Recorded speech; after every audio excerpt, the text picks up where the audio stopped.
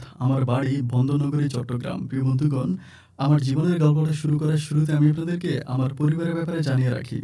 আমার পরিবারে আমি আছি, আমার বাবা আছে, মা আছে, এছাড়া আছে আমার ছোট ২ টা ভাইসহ ছোট একটা বোন। আমরা টোটাল ৩ ভাই ১ বোন। আমাদের পরিবারটা চট্টগ্রাম শহরেরই একটা উচ্চ মধ্যবিত্ত পরিবার। আমার বাবা একজন ডাক্তার। তবে হ্যাঁ, আমার বাবা কোনো সরকারি কিংবা এমবিবিএস ডাক্তার না। চট্টগ্রাম শহরেরই আমার বাবার একটা ফার্মেসি আছে। ওই ফার্মেসিতে আমার বাবা ওষুধ বিক্রি করে। আর এছাড়া আমার বাবার যেহেতু অনেকদিন ধরে ওষুধ বিক্রি করার এক্সপেরিয়েন্স আছে, সেক্ষেত্রে আমার বাবা অনেক রুগী দেখে তার মতো করে ওষুধ দিয়ে দেয়। কিন্তু কোনো প্রেসক্রিপশন লেখে না। যাই হোক, এভাবে আমার বাবার আয় উপার্জনে আমাদের সংসারটা ভালোই চলতেছিল। এভাবে চলতে, চলতে আমি যখন ক্লাস 10 এ পড়ি চট্টগ্রামের কোনো একটি স্কুলে, তখন আমি পড়াশোনার প্রতি যথেষ্ট মেধাবী ছিলাম। আমি প্রচুর পড়াশোনা করতাম এবং আমি মোটামুটি এমনই একজন স্টুডেন্ট ছিলাম যে ক্লাস 6 থেকে ক্লাস 10 পর্যন্ত আমার রোল নাম্বার কখনো ৫ এর বাইরে যায়নি। শুধু পড়াশোনায় ভালো বললে ভুল হবে, আমি যথেষ্ট ভালো ক্রিকেটও খেলতাম। আমি অনেক ভালো ক্রিকেটার ছিলাম। বাংলাদেশের বড়, বড় ক্রিকেটারদের ছবি, নাম সবসময় আমার ঘরের মধ্যে ঝুলানো থাকতো। আমার পছন্দের ক্রিকেটার ছিল মাশরাফি বিন মুর্তজা। আমি ওকে খুব পছন্দ করতাম। এই মানুষটাকে আমি এক কথায় বলব যে সে যেন আমার কাছে আমার আমার আ আমার শ্রদ্ধেয়ভাজন একজন ভালোবাসার মানুষ। যাই হোক, তো এভাবে দিনগুলো কাটতে, কাটতে আমি বিভিন্ন জায়গায় গিয়ে ক্রিকেট খেলি। অনেক জায়গায় দূর-দূরান্ত থেকে মানুষ আমাকে হায়ার করে নিয়ে যায়। বিশেষ করে চট্টগ্রাম শহরের বাইরে যে গ্রামগুলো আছে, যেমন হচ্ছে মিরসরাই, তারপরে হচ্ছে মাটিরাঙ্গা, অথবা ওরকম ভালো, ভালো যে জায়গাগুলো আছে ওই বাইরের জায়গাগুলোতে মানুষ আমাকে ক্রিকেটে খেলার জন্য হায়ার করে নিয়ে যায়। তো সেখানে হচ্ছে আমি একটা সময় হচ্ছে বালুচরা বলতে একটা জায়গা আছে। মানে চট্টগ্রাম শহর থেকে একটু দূরে অক্সিজেনের পরে বালুছড়া একটা জায়গা আছে। ওখানে একটা হাই স্কুল আছে। আমি ওই হাই স্কুলে হচ্ছে মানে ক্রিকেট খেলার জন্য যাই। আমাকে হায়ার করে নেওয়া হয়, আমি ক্রিকেট খেলতে যাই। তো সেদিন আমি এত ভালো পারফর্ম করি, এত ভালো ক্রিকেট খেলি, মনে হয় আমার ক্রিকেটের জীবনে আমি কখনো এত ভালো ক্রিকেট খেলি নাই। সেদিন আমি এত ভালো ক্রিকেট খেলি, আমার প্রায় মানে আমি সেঞ্চুরি করি। ইভেন হচ্ছে আমি মানে আ আ অনেক ভালো খেলি। এক কথায় বলতে গেলে সুপার খেলি সেদিন। তো খেলার পরে এলাকার পোলাপাইন মোটামুটি সবাই আমার সাথে সেলফি উঠাচ্ছে। মানে সবাই সেলফি উঠাচ্ছে, তো আমিও আমার মতো করে অনেকগুলো সেলফি উঠালাম, ছবি উঠালাম। উঠানোর পরে দেন আমি ছবিগুলো হচ্ছে রাতের বেলায় মানে ছবিগুলো দেখে, দেখে Facebook এ আপলোড দেই। মানে এরকমই হয়। আমি মাঝে, মাঝে যখন কোনো জায়গায় খেলতে যাই, খেলা শেষ করে আমি ওখানে সেলফি তুলি। আর সেই সেলফিটা হচ্ছে আমি আমার Facebook এ আপলোড করি লোকেশন ঠিকঠাক মতো দিয়ে, যে অমুক জায়গায় খেলেছি, অমুক খেলার মাঠে খেলেছি, এত রান করেছি, বা ওই খেলার বিবরণটা দিয়ে দেই। বিবরণটা ডেসক্রিপশনে দিয়ে তারপর হচ্ছে আমি ছবিটা আপলোড করি। তো প্রতিদিন রাতের মতো সেদিন রাতেও আমি একটা ছবি আপলোড করি। ছবিটা আপলোড করার পরে মোটামুটি ছবিটা মুহূর্তের মধ্যে মানুষের হাতে, হাতে পৌঁছে যায়। পৌঁছে যাওয়ার পরে এর পরের দিনে হচ্ছে আমার হচ্ছে ছোট বোনের একটা বান্ধবীর জন্মদিন থাকে। তো ওই জন্মদিনে আমার ছোট বোন আবার একা, একা কোথাও যায় না। যেখানে যায় আমাকে অথবা আমার ভাইদেরকে সাথে করে নিয়ে যায়। তো মা বলতেছিল যে আমার ছোট ভাই, যে ২ টা ভাই আছে, ওরা দুজনেই হচ্ছে প্রচুর পরিমাণ দুষ্ট। কেউ যেতে চায় না। তো আমার মা বলে যে আমার ছোট বোনের নাম ছিল তিথি। বলে যে তিথির পরীক্ষা আছে, তুই মানে সরি তিথির জন্মদিনে তুই একটু তিথিকে, মানে তিথির বান্ধবীর জন্মদিনে তুই একটু তিথিকে নিয়ে যা। এটা মা আমাকে বলে। তো বলার পরে আমি তখন বলি যে আচ্ছা মা, ঠিক আছে। পরে আমি আমার ছোট বোন তিথিকে নিয়ে হচ্ছে ওই জন্মদিনের অনুষ্ঠানে যাই। তো অনুষ্ঠান শেষ করে আমি আসি, বাট সেই পর্যন্ত আমার আর মোবাইল ধরা হয়নি। মানে আমি আর মোবাইল ধরতে পারিনি। তো এরপরে যখন আমি মোবাইলটা ধরি, মানে বিকেল বেলা মোবাইল ধরার পর আমি ছবির নিচে যে কমেন্টগুলো হয়, কারণ আমার একেকটা ছবিতে মোটামুটি ১,০০০, ১,৫০০ কি ২,০০০ মতো লাইক হয়ে যেত। কারণ আমি Facebook এ একটা পরিচিত মানে মুখ ছিলাম। তো যাই হোক, প্রচুর পরিমাণ লাইক হতো। তো হতে, হতে আমি দেখি যে কমেন্টগুলো পড়তে গিয়ে আমি পুরা তাজ্জব হয়ে যাই। মানে পুরো কমেন্টের ভিতরে একটা মেয়েকে ইন্ডিকেট করে মানে মানুষ অনেক কথাবার্তা লিখছে। মানে মেয়েটা অনেক জোস, মামা ফাটাফাটি, তারপরে অনেক হট লাগতেছে, এরকম অনেক কথাবার্তা। এইটা দেখার পর তো আমি পুরা তাজ্জব। কিরে, আমি তো ছেলের ছবি আপলোড করেছি, তাহলে মেয়েকে নিয়ে প্রশংসা কেন আসবে? কারণ ওই কমেন্ট বক্সে একটাও এরকম লেখা ছিল না যে ভাই আপনি সুন্দর, বা আপনার মানে আমাকে নিয়ে কোনো প্রশংসা ছিল না। সম্পূর্ণ প্রশংসা ছিল একটা মেয়েকে নিয়ে। তখন আমি কিছুই বুঝতে পারতেছিলাম না যে ব্যাপারটা কি। পরে আমি কমেন্টগুলো পড়ি, মানে অনেকে অনেক রকমের কমেন্ট করে এবং আমার এই ছবিটাতে হচ্ছে অনেকে ডাউনলোড করে মানে আমার মানে মেইনলি ব্যাপার হচ্ছে যে আমার পিছনে একটা মেয়ে ছিল। ওই মেয়েটা জিহ্বায় কামড় দিয়ে মানে ২ টা হাত উপরের দিকে উঠে আমার পিছনেই ছিল। বাট আমি ওটাকে খেয়াল করতে পারিনি। ওই যে মেয়েটা আমার পিছনেই ছিল, একদম আমার মুখের পাশেই ছিল। মানে এরকম ছিল যে আমি জাস্ট চুমু দেওয়ার মতো করে ছবিটা উঠালাম এবং মেয়েটা আমার ব্যাকগ্রাউন্ডে ছিল, যেন তার মুখটা আমার মুখের সাথে লেগে গেছে। এরকমভাবে হচ্ছে ছবিটাতে ফুটে উঠেছিল। এটা দেখার পর আমি ওই সময় কিন্তু যখন ছবি আপলোড করি আমার এত দিকে খেয়াল ছিল না। আমি ছবি বরাবর মতো আপলোড করে দিই। কিন্তু এরপরে যখন আমি এই ছবিটা মানুষের কমেন্ট পড়ার পরে যখন আমি ছবিটা ভালো করে দেখি, আমি তখন এটা দেখার পর পুরা তাজ্জব হয়ে যাই। আমি চিন্তা করি, আল্লাহ এটা আমি কি করলাম? আমার মান-সম্মান তো সব ধূলিসাৎ হয়ে গেছে। কারণ আমার এই পেজের মধ্যে আমার অনেক পরিচিত বন্ধু-বান্ধব আছে, অনেকেই আছে। তারা সবাই মোটামুটি ওদের মতো করে কমেন্ট করতেছে। বাট আজব ব্যাপার হচ্ছে এই যে কমেন্টগুলো করে আমাকে কেউ ১ টা মিনিট কল দিয়ে কিন্তু বলতেছে না যে, "তোর ছবিটা এরকম হইছে, এই ছবিটা একটু ভালো করে দেখ।" এটা কিন্তু কেউ বলে না। তো যাই হোক, এরপরে এরকম দৃশ্যটা দেখার পরে আমি তো আর দুনিয়াতে নাই। আমি তখন কি করি, ছবিটা সাথে কেটে ফেলি, ডিলিট করে ফেলি। তো ডিলিট করে ফেলি এবং আমি আমার গ্যালারি থেকেও ছবিটা ডিলিট করে ফেলি। কোথাও রাখি না। যে ছবিটা আমি আর কোথাও রাখবো না। এত পরিমাণ রাগ হয় আমার, সব জায়গা থেকে ডিলিট করি। তো ডিলিট করার পরে রাতটা তো ওই রাতে আমি একটা অনেকের সাথে ফোনে কথাবার্তা বলি। সবাই অনেক দুষ্টামি-টুষ্টামি করে, আমার মুড খুব খারাপ থাকে। তো আমি এর পরের দিন যখন স্কুলে যাই, স্কুলে যাওয়ার পর আমার একটা বন্ধু আছে যার নাম হচ্ছে সজীব। তো সজীব আমারে বলতেছে, "দোস্ত ছবিটা কই?" আমি বললাম যে, "ছবিটা তো আমি ডিলিট করে দিয়েছি।" আমাকে বলে, "কেন?" আমি বললাম যে, "এটা বেটা মানুষ বাজে কমেন্ট করতেছে, খুব খারাপ লাগতেছে এইজন্য।" ও আমাকে বলে, "দোস্ত একটা কথা বলি।" আমি বললাম যে, "বল।" ও বলে, "দেখ আমাদের স্কুলে আমরা এতদিন ধরে পড়াশোনা করি একসাথে। আমার জন্মলগ্ন থেকে আজকের এই মুহূর্ত পর্যন্ত আমি এরকম সুন্দর মেয়ে আর একটাও দেখি নাই। মেয়েটা এত জোশ ছিল মামা, এত কিউট লাগতেছিল মেয়েটারে।" আমি বললাম যে, "তোরা কেমন কথা বলতেছিস? আমার ব্যাকগ্রাউন্ডে দর্শক গ্যালারিতে একটা মেয়ে ছিল। আর এই মেয়ের ছবিটা এতে জোশ লাগতেছে, এটাকে নিয়ে তোরা প্রশংসায় একেবারে পঞ্চগড়।" সবাই আমারে বলতেছিল, আরো কিছু বন্ধু-বান্ধব থাকে ওখানে। সবাই বলে যে, "দেখ সত্যি বলতেছি যে মুরাদ মেয়েটা অনেক বেশি সুন্দর ছিল। তার লুকিং, তার চেহারা, তার কথাবার্তা এভরিথিং সো বিউটিফুল।" তো সবাই আমাকে আমি বললাম যে "তোরা এরকম করে কেন বলতেছিস? তোদের কথাবার্তা শুনে তোরা তো তার সাথে কখনো কথাই বলিস নাই, দেখিস নাই। তাহলে কিভাবে বললি যে তার কথা সুন্দর?" পরে সবাই বলতেছে মেয়েটাকে দেখেই বোঝা যায়, হ্যাঁ? সে অনেক কিউট হবে। তার আচার-আচরণ সবকিছু অনেক ভালো হবে। সবাই মোটামুটি তার অনেক ভালো প্রশংসা করে। এরপরে আমি আর কোনো কিছু বলিনি, স্কুল থেকে চলে আসি। অ্যান্ড ঘরে আসার পরে আমি যখন রাতের বেলায় শুইতে যাই, আমি বালিশের উপর মাথাটা রেখে আমি চিন্তা করতেছিলাম যে কি ব্যাপার? সবাই মেয়েটাকে নিয়ে এত প্রশংসা করলো। আসলে মেয়েটার মাঝে কি ছিল? আমার গ্যালারিতে আমি তখন খুঁজি যে মেয়েটার অন্য কোনো ছবি আমি খুঁজে পাই কিনা। পুরোটা গ্যালারি আমি তন্ন তন্ন করে খুঁজি, আমি মেয়েটার আর কোনো ছবি পাই না। আমি তখন অবাক হয়ে যাই যে কি ব্যাপার? মেয়েটার ছবিই পাই না কেন? মেয়েটা কোথায় গেল? অনেক খোঁজাখুঁজি করি, আর কোনো ছবি আমি পাই না। তো পরে আমি চিন্তা করতেছি যে আমি কিভাবে মেয়েটাকে খুঁজে পাবো? কারণ সবার মুখে তার প্রশংসা এত বেশি যে সবাই তার প্রশংসা করতে, করতে একেবারে পাগল হয়ে যাওয়ার মতো অবস্থা। তো সবাই যদি এরকমভাবে প্রশংসা করে, আমি চিন্তা করতেছি আমি একটা বারের জন্য মেয়েটাকে খুঁজে বের করব। আমি তাকে সরাসরি দেখব। আমি কিন্তু ওই সময় ছবিটা অত ভালো করে দেখিও নাই। কারণ হচ্ছে যেহেতু সবাই ওভাবেই বলতেছিল, তো আমি আর অত ভালো করে আমার ছবিটা দেখা হয় নাই। আর সবার মুখে প্রশংসা হওয়ার পরে এখন মেয়েটাকে দেখার আমার খুব ইচ্ছা জাগলো। অনেকক্ষণ ধরে গ্যালারি ঘাটাঘাটি করি, বাট আমি মেয়েটাকে আর পাই না। পরের দিন আমার খুবই খারাপ লাগতেছে। আমি চিন্তা করতেছি যে আমি মেয়েটাকে একটা বার হলেও আমি দেখব, দু চোখে দেখব। তো যেখানে আমি খেলেছিলাম ওই বালুচর স্কুলের মাঠে আমি যাই পরের দিন স্কুলের মাঠে যাই। মাঠে গিয়ে আমি মোটামুটি ওইখানে দাঁড়ায় থেকে, তো ২-১ টা ছেলে আমাকে চিনতে পারে যে, "ভাই আপনি ২ দিন ক্রিকেট খেলছিলেন, অনেক ভালো খেলা-টেলা খেলছেন।" তো সবাই চিনে। ওইখানে একটা ছেলে আছে, মোটামুটি ছেলেটা একটু পাকনা টাইপের আরকি। আমারে বলে, "ভাই আসেন আপনার সাথে একটা সেলফি তুলি।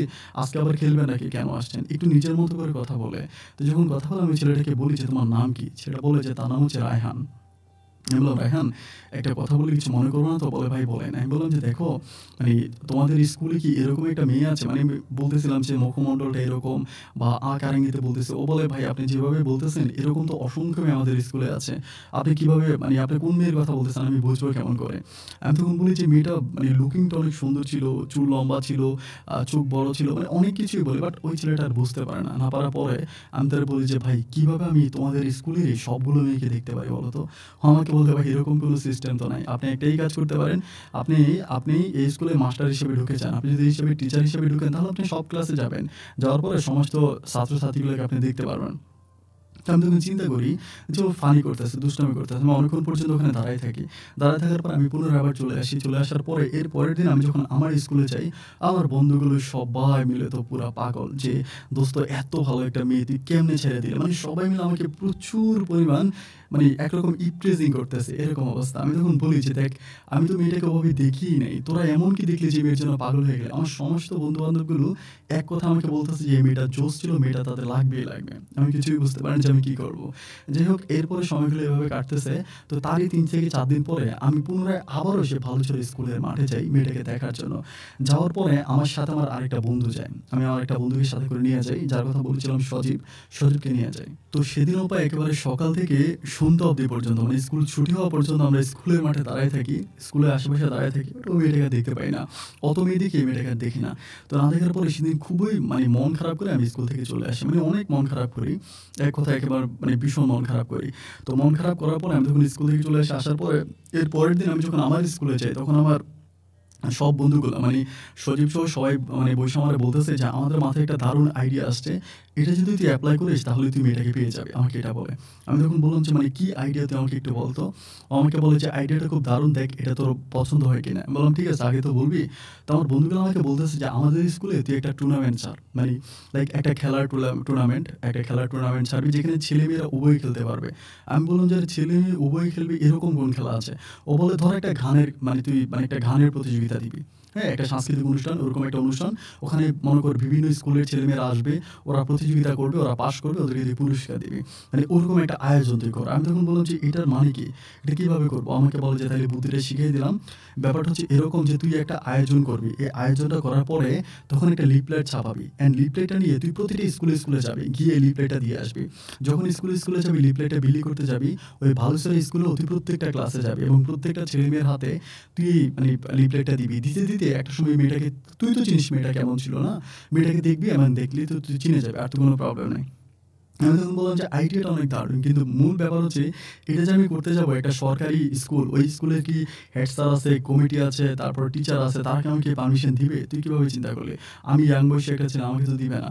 তখন আমার বন্ধুগুলো বলতেছে, "এটার জন্য একটা কাজ করা যায়। আমাদের স্কুলের যে খায়ের স্যার আছে, খায়ের স্যারের সাথে কথা বলে, আমাদের খায়ের স্যার একটু মোটামুটি আমাদের সাথে ফ্রি আছে। উনি আবার অনেক ভালো আমাদের সাথে ক্রিকেট খেলে আরকি, ইয়াং বয়সী মানুষ। বলে, তুই খায়ের স্যারের সাথে ব্যাপারটা নিয়ে আলাপ কর, তাহলে অনেক জোশ হবে।" পরের দিন আমরা করি কি যে মোটামুটি খায়ের স্যারকে ডাইকা আনি। খায়ের স্যার আবার একটু মোটামুটি টাকার পাগল। কয়েকটা টাকা দিলে উনি খুশি হয়ে যায়। পরে স্যার আমি ৳২,০০০ দিয়ে বললাম যে, "স্যার আপনি মিষ্টি খাবেন আর আমার একটা রিকোয়েস্ট রাখবেন।" দেন স্যার বলতেছে, "কি রিকোয়েস্ট?" এমন কি রিকোয়েস্ট যে আমাকে ৳২,০০০ আগেই দিয়ে দিলেন মিষ্টি খাওয়ার জন্য। আমি তখন বললাম যে, "স্যার মেইন ঘটনা হচ্ছে যে আমরা মানে আমি বালুচরের একটা মেয়েকে অনেক পছন্দ করি। মেয়েটাকে আমি এক দেখায় দেখেছি, বাট তার একটা ছবি আমার ফোনে ছিল, আমি ছবিটা ডিলিট করে দিয়েছি। এখন এই মেয়েটাকে আমার খুব দরকার। আমি তো কোনোভাবে মেয়েটাকে দেখতে পারতেছি না। এখন আমরা সবাই মিলে একটা প্ল্যানিং করলাম যে আমরা একটা টুর্নামেন্ট করব। ওই টুর্নামেন্টের মধ্যে আমি হচ্ছে মানে খেলার আয়োজন করব। তারপর আমি ওই স্কুলে লিফলেট দিতে যাব। আর ওই লিফলেট দিতে গেলে তো আমি মেয়েটাকে দেখে যাব, এটা বলি। তো এটা বলার পর উনি তখন আমারে বলতেছে, "আরে গাধা! তোর মতো গাধা তুই দুনিয়াতে দ্বিতীয়টা নাই। মানে তুই এটা কেন করবি? তো তোর কত টাকা নষ্ট হবে তুই চিন্তা করতেছিস?" আমি বললাম, "হ্যাঁ স্যার, কারণ এছাড়া সেকেন্ড কোনো অপশন তো আমার কাছে নাই।" উনি বলে, "অনেক সস্তা দামে অপশন আছে, আমাকে আরো ৳২,০০০ দিয়ে আমি বুদ্ধি দিচ্ছি।" এটা বলার পর আমি তখন ওনাকে আরো ৳২,০০০ দিই। দেওয়ার পর স্যার আমাকে বলে যে, "শোন, আমি তো মাঝে মাঝে পিটি করাই। পিটি যারা স্কুলে পড়াশোনা করেছেন তারা জানেন যে ওই যে লিপ লাইট যে পিটি গুলো হয় ওরকম। তখন আমি তো পিটি করাই। আমি একদিন ওদের স্কুলে যাব। ওদের স্কুলে যেই মানে টিচার আছে, মানে যিনি পিটি করে ওখানে একজন টিচার আছে। ওই টিচারের সাথে আমি যাবো। গিয়ে আমি তোকে ওখানে পরিচয় করায় দেব। পরিচয় করায় দিলে পিটি শেষ করে মেয়েরা লাইনে যখন ক্লাসের মধ্যে ঢুকে তখন তুই স্কুলের মাঠে দাঁড়ায় থাকবে। অ্যান্ড ওখান থেকে তুই খুব খেয়াল করে দেখবি যে কোন মেয়েটাকে তুই পছন্দ করতেছিস, ওই মেয়েটাকে তুই টার্গেট করবি।" আমি তখন বললাম যে, "এটা করতে গেলে অন্য শিক্ষকগুলো বকা দিবে না?" উনি বলে যে, "না, আমি বুঝিয়ে বলবো, সেম ভাবেই বলবো, তুই আমার সাথে চল।" এর পরের দিন খায়ের স্যার আমাকে ওই ভালুচর স্কুলে নিয়ে যায়। স্কুলে নিয়ে যাওয়ার পরে ওই স্কুলের একজন ক্রীড়া শিক্ষক আছে, তার সাথে কথা বলাই দেয়। তো কথা বলাই দেওয়ার পরে ওই ক্রীড়া শিক্ষককে মানে খায়ের স্যার খুবই টেকনিক্যালি বলে যে, "দেখুন ভাই, স্কুলে তো আসলে অনেক ছেলে-মেয়ে আছে। সবাই তো মোটামুটি ভালো খারাপ মিলিয়ে কিন্তু স্কুলে পড়াশোনা করে। এখন ওর একটা বড় ভাই ফ্রান্সে থাকে। ওই বড় ভাইয়ের সাথে আপনাদের স্কুলেরই একটা মেয়ে মোটামুটি ফেসবুকে অনেক পরিচয়-টরিচয় হয়েছে, ভিডিও কলে কথাবার্তা বলুন। তার কাছ থেকে প্রায় ৳৮-১০ লাখ টাকার মতো নিয়ে আসছে। এখন এই মেয়েটাকেই ছেলেটার মানে ছেলে তো বিদেশ থেকে পাগল হয়ে গেছে। এখন মানে তার ছোট ভাই আরকি, আমার কথা বলছি, তার ছোট ভাই মুরাদ এখন মেয়েটাকেই খুঁজে বের করার জন্য স্কুলে আসছে। এখন এভাবে তো আর খুঁজে পাওয়া যাবে না। এজন্য ও আপনাদের পিটির পরে একটু দাঁড়াবে, দাঁড়ায় মেয়েটাকে খুঁজে বের করবে।" তো ওই শিক্ষক তখন বলতেছে, "এটা তো আমার স্কুলের জন্য রেপুটেশন খারাপ হবে, প্রবলেম হবে।" তখন ওই মানে স্যার বলতেছিল মানে খায়ের স্যার বলতেছিল যে, "কোনো ব্যাপার না, এটা আমি সমাধান করব। আপনাদের কিছু নিয়ে না।" এরপরে ওই ২ শিক্ষকের মতামতের অতিক্রমে আমি সেদিন হচ্ছে মাঠের মধ্যে দাঁড়াই। মানে মাঠের মানে স্কুলের ভিতরে যারা ঢুকবে না, ওই গেটের মধ্যে দাঁড়াই। দাঁড়ানোর পরে সিরিয়ালে যখন মেয়েগুলো আসতেছে, অনেকগুলো মেয়ে দেখে আমি তাকিয়ে দেখি না। দেখতে একদম লাস্টের দিকে আমি হঠাৎ করে এই মেয়েটাকে দেখতে পাই। যাকে দেখার জন্য আমি কাকতাড়ুয়ার মতো এতটা দিন পর্যন্ত ঘুরেছিলাম। মানুষটাকে দেখার পরে আমি যেন পাগল হয়ে যাই। তার মুখের দিকে তাকায়া আমি যেন পৃথিবী ছেড়ে অন্য কোনো রাজ্যে হারিয়ে যাই। অত সুন্দর লাগতেছিল মেয়েটাকে।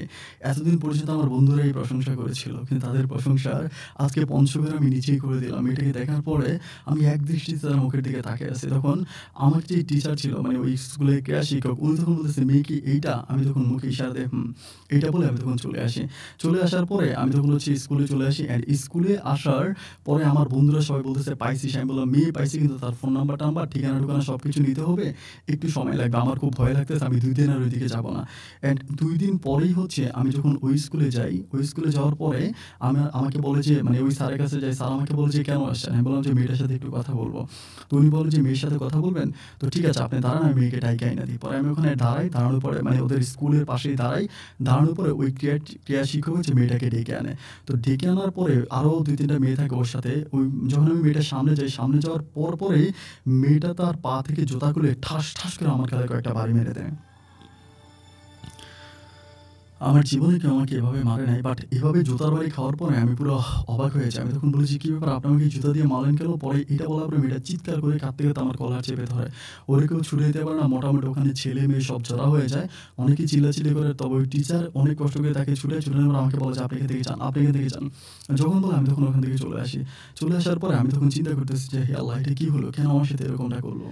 তো সেদিন রাতের বেলা আমি আর খাই না, ঘুমাই না। মানে আমি সারাটা রাত ভেবে চিন্তা করতেছিলাম আমাকে ধরে এভাবে জুতাপিটা করলো কারণটা কি? আমি তো এমন কিছুই করি নাই। এভাবে কেন আমাকে জুতাপিটা করলো?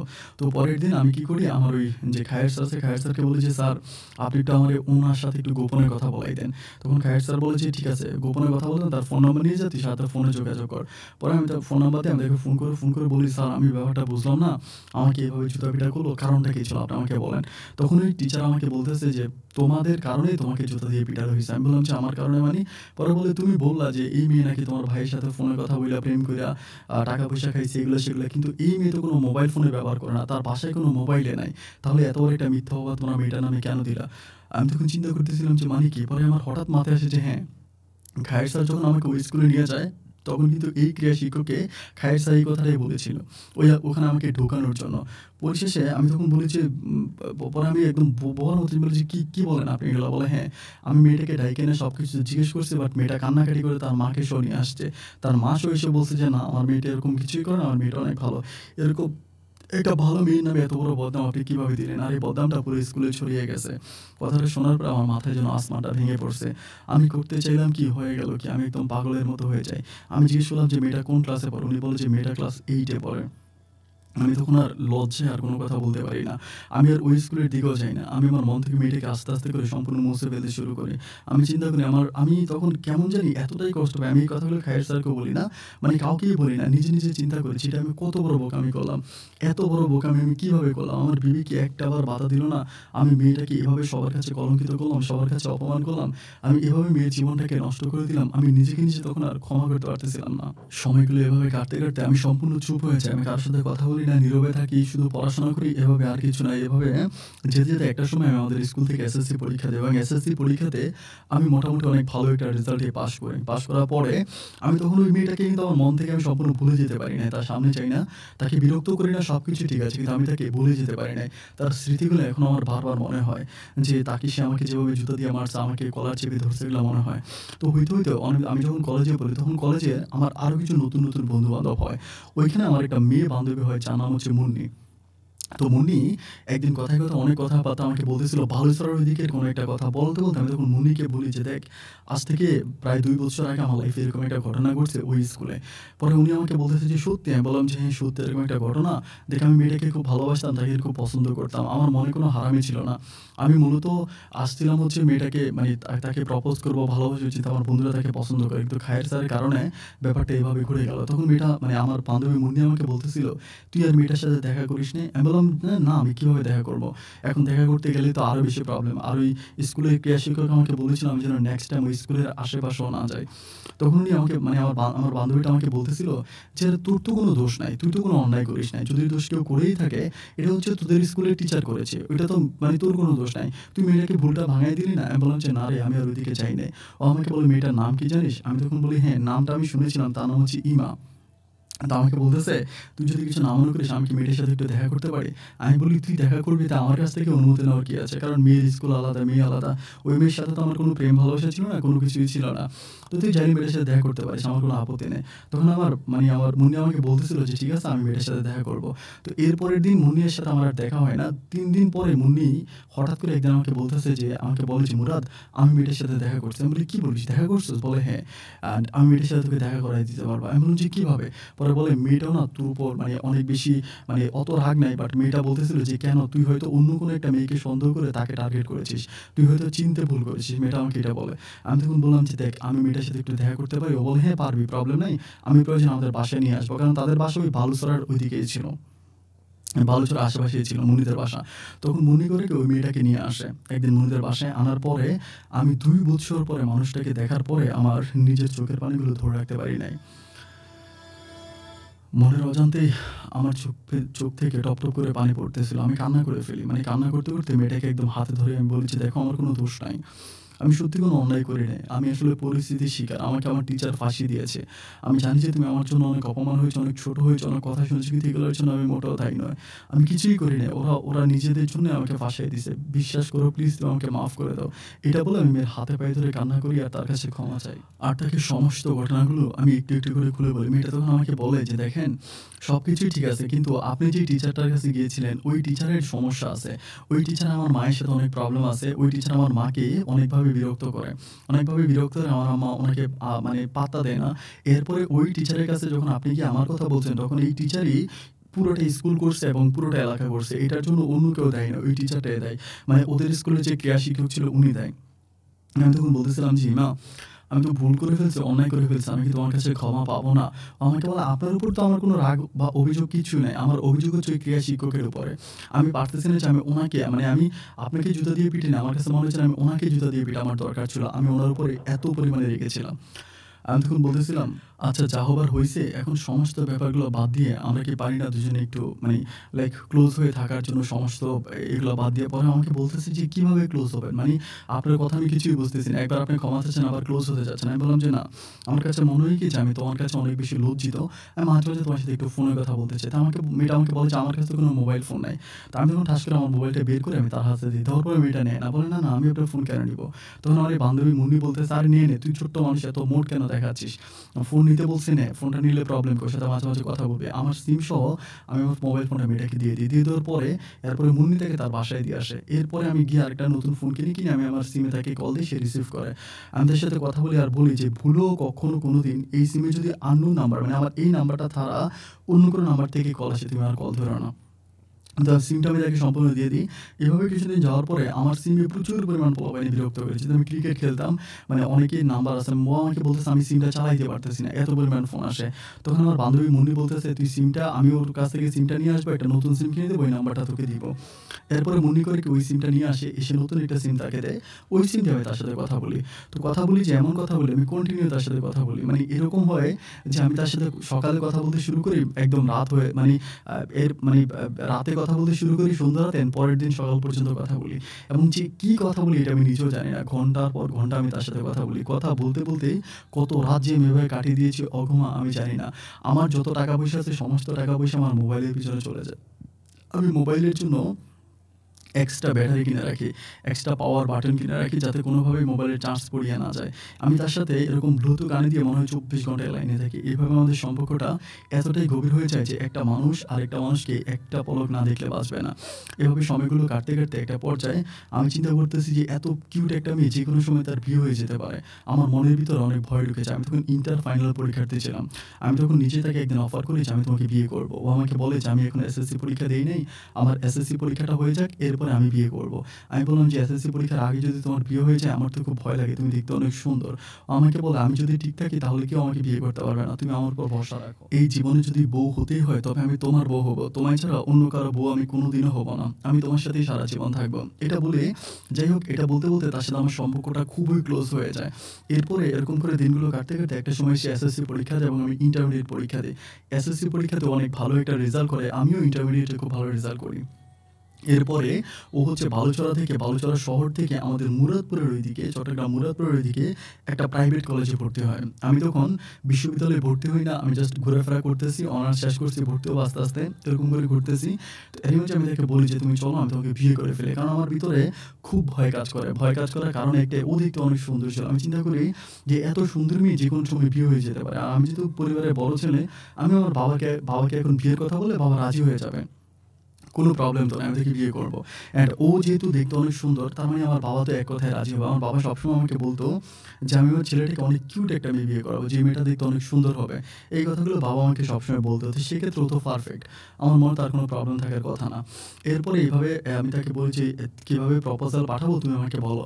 ও আমাকে বলে যে আমি তো আমার নানু বাড়িতে থাকি, আমার নানু বাড়িতে তুমি প্রস্তাব পাঠাও। আমার মামারা আছে, ও ওর মামাদের নাম বলে, ওর মামার নাম বলে, তারপরে ওর নাম সব কিছু ঠিক আমাকে ডিটেলসে দেয়। ডিটেলসে দেওয়ার পরে একদিন হচ্ছে আমি কোনো সংকোচ রাখি না, কারণ আমি আমার বাবার সাথে মোটামুটি অনেক ফ্রি ছিলাম।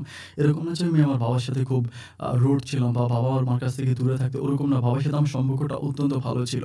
তো সম্পর্ক যেহেতু ভালো, আমি কোনো কিছু সংকোচ না করে আমি সেদিন রাতে বাবাকে বলি যে বাবা, বালুচরের একটা মেয়েকে আমি খুব পছন্দ করি, মেয়েটা দেখতে অনেক সুন্দর, সে হচ্ছে মাত্র এসএসসি পরীক্ষা দিয়েছে, এবং মা তো আসলে বাসায় কাজ টাজ করতে পারে না, কাজের মেয়েরা ক্লাসেও থাকে না, মায়েরও একজন মানুষ খুব দরকার সাথে থাকার জন্য। আর আমিও চিন্তা করতেছি যে মানে বন্ধুদের সাথে থেকে খারাপ হয়ে যাচ্ছে, এদিক সেদিক যাচ্ছি। সো বিয়ে করে আসলে বাবা আমি একটু ইসলামিক লাইনে চলে আসতে চাই, বা বিয়ের তো বয়স হয়েছে, ইন্টার তো পাস করছি, এখন তুমি যদি মনে করো তুমি মানে ওই মেয়ের মায়ের সাথে কথা বলতে পারো, মেয়েটার নাম হচ্ছে ইমা। তো বাবাকে ডাইরেক্ট বলার পরে বাবা অত্যন্ত খুশি হয়েছে। বাবা আমাকে বলে যে তুই আমাকে কথাটা ডাইরেক্ট বলছিস, আমি খুব খুশি হয়েছি। মানে কথাটা তুই আমাকে ঘুরে বল, আমার মনে খুব কষ্ট লাগতো, এবং তুই যদি কোনো খারাপ সিদ্ধান্ত নিতি, এটার জন্য আমি নিজেকে ক্ষমা করতে পারতাম না। তুই যেহেতু কথাটা আমাকে ডাইরেক্ট বলছিস, আমি এটাতে সম্পূর্ণ রকম অ্যাকসেপ্ট করলাম, এবং ফুল ঠিকানাটা তুই আমাকে লিখে দে, আমি এটাতে খোঁজখবর পাঠাবো, এবং আমি ওই মেয়েটাকে তোর বউ বানিয়ে আমি নিয়ে আসবো। বাবা আমাকে এটা বলে। বাবার এই কথাটা শোনার পর আমি একেবারে খুশিতে আত্মহারা হয়ে পড়ি। আমি অত্যন্ত রকমের খুশি, আমি কখনো চিন্তাই করতে পারি নাই যে আমার বাবা এত দ্রুত রাজি হয়ে যাবে। এরপর আমি আমার বাবাকে ডিটেলসে বলি যে বাবা এই ঘটনা, ঠিকানা-ঠিকানা সব কিছুতে দেওয়ার পরে বাবা এর পরের দিন আমার আরেকটা কাকা থাকে, দূরসম্পর্কের কাকা, ওই কাকাকে নিয়ে বাবা হচ্ছে মানে ইমাদের বাসায় যায়। ইমাদের বাসায় যেয়ে ইমাকে দেখে, ইমার বাবা-মায়ের সাথে কথাবার্তা বলে, কী বলে সব কিছু করে বাবা তখন ঘরে আসে। ঘরে আসার পরে রাতের বেলায় বাবা তখন হচ্ছে আমাকে আর আমার মা যে রুমে থাকে ওই রুমে আমাকে আর আমার ছোট বোনটাকে ডাকে। আমার ছোট বোনটা কিন্তু বাবার খুব ভালোবাসতো। মানে জটিল কোনো সিদ্ধান্ত নিতে হলে সবসময় আমার ছোট বোন তিথিকে বাবা ডাকে। তিথিকে সাথে রেখে বাবা কথাবার্তা বলে। তো সেদিন তিথিকে সহ ডাকে। ডাকার পরে বাবা তিথির সামনে আমাকে বলতেছে যে দেখ, আমি তোকে অনেক কষ্ট করে বড় করেছি, অনেক কষ্ট করে বড় করেছি, তোকে আমি কখনো কোনো কিছুর অভাব দিইনি, প্রচণ্ড আদর আর ভালোবাসা দিয়েছি। আমি এক কথায় বলতে পারবো যে তুই আমার কাছে হীরার টুকরা। আমার ছেলেটা কোনোভাবে কষ্ট পাক, এটা আমি কোনোদিনও মেনে নিতে পারবো না। তুই আমার কাছে জান্নাত। সুতরাং আমি চাই না যে তুই ওই পরিবারে বিয়ে করে নিজের জীবনটাকে নষ্ট কর। আমি তখন বললাম যে ওই পরিবার মানে, আমার বাবা তখন আমাকে বলতেছে যে আমি ওইটার ডিটেলসে খোঁজখবর নিয়ে আসছি, অনেক ভালোভাবে খোঁজখবর নিয়েছি। দেখ, চট্টগ্রাম শহরে আমাদের একটা বাড়ি আছে, এবং আমি একজন সম্মানিত ডাক্তার। আমি এলাকাতে বিয়ে করালে তোকে এই মেয়ে চেয়েও আরও অনেক ভালো এবং সুন্দর মেয়ে বিয়ে করাতে পারবো। ওই মেয়ের অবস্থা সম্বন্ধে তুই কোনো কিছুই জানিস না, তুই ভালোবাসায় হাবুডুবু খাচ্ছিস, কিন্তু মেয়ের অবস্থা খুব খারাপ। আমি তখন বলি যে বাবা, খারাপ মানে কি খারাপ? আমার বাবা তখন আমাকে বলতেছিল যে ওই মেয়ে তার নানু বাড়িতে থাকে। আমি তখন বাবাকে বললাম যে নানু বাড়িতে থাকলে কি মেয়ে খারাপ? বাবা বলে যে না, তুই আমার কথাটা আগে শেষ করতে দে, আমার কথাটা কমপ্লিটলি শোন, এরপরে তুই কথা বলিস। আমি তখন বললাম যে হ্যাঁ ঠিক আছে, বলো, তোমার কথা আমি শুনি। পরে আমার বাবা আমাকে বলতেছে যে ওই মেয়ে তার নানু বাড়িতে থাকে, ওই মেয়ের বাবা কোথায় থাকে তুই কি কখনো জিজ্ঞেস করছিলি? আমি বলি যে না, তার বাবার প্রসঙ্গ নিয়ে আমার কখনো তার সাথে আমার কথা হয়নি। আমি কখনো তার বাবা কোথায় থাকে, কী করে, ওগুলো তাকে আমি জিজ্ঞেস করিনি। আমি শুধু জানি সে তার নানু বাড়িতে থাকে, তার মা তার গার্ডিয়ান। পরে বলে হ্যাঁ, তার বাবাও আছে, কিন্তু তার বাবার সাথে তার মায়ের সম্পর্ক নেই। আমি বললাম যে কীরকম? বলে হ্যাঁ, ব্যাপারটা আমি তোকে খুলিয়ে বলি। এটা হচ্ছে মেয়েটার মা তার বাবার সাথে প্রেম ভালোবাসা করে পালিয়ে যায়। যখন পালিয়ে যায়, পালিয়ে যাওয়ার পরে এই মেয়েটা দুনিয়াতে আসে। এই মেয়েটা দুনিয়াতে আসার পরে মানে এই মেয়েটা দুনিয়াতে আসে, যখন এই মেয়েটা দুনিয়াতে আসে, দুনিয়াতে আসার পরে ওই মহিলা আরেকটা লোকের সাথে পরকীয়া করে। মানে মেয়েটার মা, ইমার মা আরেকটা লোকের সাথে পরকীয়া করে। পরকীয়া করার পরে যে ছেলের সাথে পালায়ে গেছিল, উনি মানে ওনার যে মানে লিগ্যাল হাসব্যান্ড, ওই লিগ্যাল হাসব্যান্ড ব্যাপারটা দেখার পরে ওই লিগ্যাল হাসব্যান্ড ওনাকে হচ্ছে ঘর থেকে বের করে দেয়, মানে তালাক করে দেয়। তালাক করে দেওয়ার পরে উনি কী করে, ওনার যে সেকেন্ড যাকে পছন্দ করেছিল, মানে পরকীয়া যার সাথে করেছিল তার সাথে ওনার বিয়ে হয়। হয়। বিয়ে হয়ে যাওয়ার পর উনি তার সাথে যায়। যাওয়ার পর ওই মানুষটা ভালো ছিল না। ওই মানুষটা ভালো ছিল না, তাকে নিয়ে বিভিন্ন খারাপ ব্যবসা-বাণিজ্য করাতো। মানে অনেক বাজে কাজ করাতো, নোংরা কাজ করাতো এবং উনিও এই কাজগুলা করতো। করতে, করতে একটা সময় পুলিশের কাছে ধরা খায়। ধরা খাওয়ার পরে এটা অনেক আগেই হচ্ছে পেপার পত্রিকায় আসে। ওর মা এত কলঙ্কিত। ওইখান থেকে ওর মাকে হচ্ছে মানে ওই ছেলে ছাড়াছাড়ি হয়। বউ দিয়ে এই কাজ করায় যার জন্য ছাড়াছাড়ি হয়ে যায়। এরপর ওর মামারা ওর মাকে আর কারো কাছে বিয়ে দেয় না, আর কোথাও যেতেও দেয় না। ওদের ঘরে রেখে দেয়। তো এরকম কলঙ্কিত একটা মহিলার মেয়েকে আমি কিভাবে তোকে বিয়ে করাতে পারি তুই আমাকে বল। আমি তখন আমার বাবাকে বললাম যে ওই মহিলার তো কোনো দোষ ছিল না। সে তো একটা মানুষকে ভালোবেসে পালায়ে গেছিল। ওই মানুষটার সাথে হয়তো তার বন্ডিং হয় নাই, ভালো হয় নাই। এরপরে সে আরেকটা রিলেশন করছে। অ্যান্ড আরেকটা লোককেও তো সে বিয়ে করছে। আমার বাবা বলে সবই ঠিক আছে। বিয়ে করার পরে সে কি করছে? আমি বলি তো বিয়ে করার পরে যেটা করছে এটা তো ওনার হাসব্যান্ড ওনাকে দিয়ে করাইছে। আমার বাবা বলে ওনার যদি ইচ্ছা না থাকতো ওনার হাসব্যান্ড ওনাকে দিয়ে এই কাজ করাতে পারে? আমি তখন আমার বাবাকে বললাম যে, "আচ্ছা ঠিক আছে।" তর্কের খাতিরে না হয় মেনেই নিলাম যে মেয়ের মা খুব খারাপ। কিন্তু মেয়েকে দোষ করছে। মা খারাপ হলে কি মেয়ে খারাপ হবে নাকি? এটা কোনো কথা আছে নাকি? আমার বাবা তখন আমাকে বলে, "আম গাছে আম ধরে, কাঁঠাল গাছে কাঁঠাল ধরে।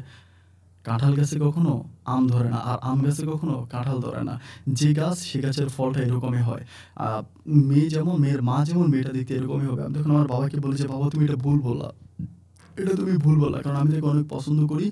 অনেকদিন ধরে তার সাথে আমি আছি। আমি তাকে হাড়ে, হাড়ে চিনি। ও কখনো এতটা খারাপ হতে পারে না। তোমার সিদ্ধান্তের মাঝে ভুল আছে।" এটা নিয়ে মুহূর্তের মাঝে আমি আমার বাবার সাথে ঝগড়া লেগে যাই। মানে প্রচণ্ড রকমের ঝগড়া লেগে যায়। বাবার কোনো কথাই আমি শুনি না। বাবা আমাকে খুবভাবে বোঝায় যে, "দেখ জীবনে একবার ভুল করবে আর সেটার মাসুল সারা জীবন দিয়ে যাবে। তুই এমন কোনো কাজ করিস না যেটার জন্য আমার সারা জীবনের জন্য তোকে হারাইতে হয়।" আমি তখন আমার বাবাকে বললাম যে, "বাবা আমি এই মেয়েটাকে ছাড়া কোনো কিছুই বুঝি না। আমি তাকে আমার মনে প্রাণে ভালোবাসি। তাকে ছেড়ে আমি কোথাও যেতে পারব না। তুমি যতই কথা বলো, তুমি যতই অঙ্ক দেখাও, যতই গুণ দেখাও, আমি যদি আমার জীবনে বিয়ে করতে হয় তবে ইমাকেই বিয়ে করব। এছাড়া অন্য কোনো মেয়েকে আমি কোনোদিনও বিয়ে করব না।" যতভাবে আমার বাবা আমাকে বুঝিয়েছিল, আমি সেদিন আমার বাবার আর কোনো কথাই শুনি নাই। না শুনে আমি গোপনে, গোপনে ইমার সাথে কথা বলতে শুরু করি। ইমা আমাকে ফোন করে, আমি তাকে ফোন করি। আমরা সবসময় দুজন দুজনের সাথে মিশে আছি, ফোনে কথাবার্তা বলি। একদম গভীর প্রেমের সম্পর্ক দুজনের মাঝে। সম্পর্কটা এরকম যে একটা মানুষ আরেকটা মানুষের সাথে কথা না বলতে বললে মরেই যায়। আমি ইমাকে যদিও ডিটেইলসে সবকিছু বলি যে আমার বাবা এরকম, এরকম করছে। ইমা আমাকে বলে যে, "তুমি আমাকে ভালোবাসো আর আমি তোমাকে ভালোবাসি।" আমার মায়ের জীবনে অনেক অঘটন আছে আমি এগুলো জানি। কিন্তু আমার মা না অনেক ভালো মানুষ। আমার মা পরিস্থিতির শিকার। আমার মা ১ম একটা মানুষকে ভালোবেসে তার হাত ধরে পালাইছে। এবং সেম ভাবে আমাকে সেই বুঝায় যে তার মা নাকি অনেকবার ট্রাই করেছিল ওই ছেলের সাথে থাকার জন্য। মানে ওর বাবার সাথে। ওর বাবা ওকে খুব মারে। মারার পরে ও হচ্ছে মানে উনার মা নাকি মানে ও আমাকে এটাই বুঝাচ্ছিল যে তার মা খুব ভালো মানুষ। এবং বিভিন্ন ছেলের কাছে উনি প্রতারিত হয়েছে। এজন্য উনি প্রেম ভালোবাসাগুলোকেও বিশ্বাস করে না। আমি তখন বললাম যে, "আমার বাবা তো আমাকে স্ট্রেইট বলে দিয়েছে, বাবা আমাকে তোমাকে বিয়ে করাতে পারবে না। এখন আমি কি করব?" ও আমাকে বলে, "তাহলে আর কি করার?" আর আমার মাও কখনো প্রেম ভালোবাসার পক্ষে যাবে না। আমার মা হয়তো আমাকে অন্য কোথাও বিয়ে দিয়ে দিবে। এটা বলার পরে আমার কলিজাটা তখন একেবারে কাঁপাকাঁপি করতে শুরু করছে। আমি বলি যে, "আমি তোমাকে কত ভালোবাসি। আমি তোমাকে কত ভালোবাসি এটা একমাত্র আল্লাহ ছাড়া পৃথিবীর কেউ জানে না। আমি একটা সেকেন্ড তোমাকে ছাড়া বাঁচব না। আমার দেহের নিঃশ্বাসে প্রশ্বাসে তুমি মিশে আছো। আমি আমার জীবনটাকে ত্যাগ করতে পারবো। আমার ভিতর থেকে আমার প্রাণ পাখিটাকে আমি বের করে ফেলতে পারবো। কিন্তু কখনো তোমাকে বের করতে পারবো না। কারণ আমি তোমাকে আমার অন্তঃস্থল থেকে ভালোবাসি।" চিৎকার করে যখন এই কথাগুলো আমি তাকে বলতেছিলাম, সে আমার কোনো কথাই শুনতেছিল না। সে আমাকে একটা কথাই বলে যে, "আমার মা যদি আমাকে অন্যত্র বিয়ে দিয়ে দেয়, আমার কিছুই করার নেই। তুমি আমাকে মাফ করে দিও।" এটা বলে সে ফোনটা কেটে দেয়। এরপরে আমি তাকে যতই কল দিই সে আর আমার কল ধরে না। আমি তাকে কল দিচ্ছি সারাটা রাত, সারাটা দিন আমি তাকে কল দিই, সে আমার কল ধরে না। পাক্কা ৩ দিনের মতো তার সাথে আমার আর কোনো যোগাযোগ নাই, কোনো কথাবার্তা নাই। এই ৩ টা দিন সে কি মরে গেছে না বেঁচে আছে, আমি কি মরে আছি না বেঁচে আছি সে আমার কোনো খোঁজ খবর নেয় নাই। দিন আর রাতগুলো এভাবে কাটতে, কাটতে আমি পাগলা কুকুরের মতো হয়ে যাই। আমি খাওয়া-দাওয়া করি না, ঘুমাই না, রাস্তাঘাটে ঘুরতে থাকি। আমি আমার বাবার সাথে কারণে অকারণে ঝগড়া করতে থাকি এবং ব্লেড দিয়ে নিজের হাত পর্যন্ত কাটি। এরপর সবশেষ সহ্য করতে না পেরে একদিন আমি তাদের বাসায় গিয়ে উঠি। আমি তাদের মানে ইমাদের বাসায় গিয়ে উঠে ওদের বাসায় যাই। সরাসরি বাসায় যাই। বাসায় যাওয়ার পর আমি তার মাকে দেখতে পাই যে ঘরের দরজায় দাঁড়িয়ে আছে। মানে তাদের ঘরটা এরকম ছিল যে তার মামারা আলাদা থাকতো এবং তাদেরকে আলাদা একটা ঘর বানায় দিছে। ওই ঘরে ইমা আর ইমার মা থাকতো। আমি যখন ওখানে যাই, ওখানে যাওয়ার পর আমি বলি যে, "আন্টি ইমা কোথায়?" উনি আমাকে বলে যে, "কেন? ইমাকে তোমার কি দরকার?" আমি বললাম যে, "আপনি কি একটু ইমাকে ডেকে দিবেন?" উনি বলে যে, "ঘরেই আছে, তুমি ঘরে যাও।" মোটামুটি ভালোই মানে সুযোগ দেয়। পরে আমি ঘরে যাই। ঘরে যাওয়ার পর আমি মাকে দেখতে পাই। ও বসে আছে। আমি তখন বলি যে, "তুমি তোমার মোবাইল ফোন বন্ধ করে রাখছো কেন?" ও আমাকে বলে যে, "আমার মোবাইল ফোন ব্যবহার করার দরকার নাই তো।" আমি বললাম যে, "কেন? ফোন বন্ধ কেন?" ও আমাকে বলে যে, "কি করব? আমার মা প্রেম ভালোবাসার বিপক্ষে। তোমার বাবাও তো মানে তোমাকে বিয়ে করাবে না। কারণ আমি খুব খারাপ, আমার মা খুব খারাপ। এত খারাপ পরিবারে বিয়ে করাবে না। আমি এখন কি করব? আমার কি করার আছে?" আমি তখন বলি যে, "মা দেখো" বাবা কি বলবে, মা কি বলবে, এই কথাগুলো জেনে শুনে কিন্তু আমি তোমাকে ভালোবাসি নাই। আমি তোমাকে আমার অন্তঃস্থল থেকে ভালোবেসেছিলাম। এখানে আমার বাবা-মা কোনো ফ্যাক্ট না। তুমি যদি আমাকে ভালোবাসো, আমি তোমার হাতটা ধরে পালিয়েও যেতে পারবো। এটা যখন তাকে বলি, ও আমাকে বলে যে, "পৃথিবী উল্টে গেলেও এটা আমার পক্ষে হবে না। আমি কখনো পালিয়ে যেতে পারবো না।" আমি বললাম যে, "কেন পারবা না?"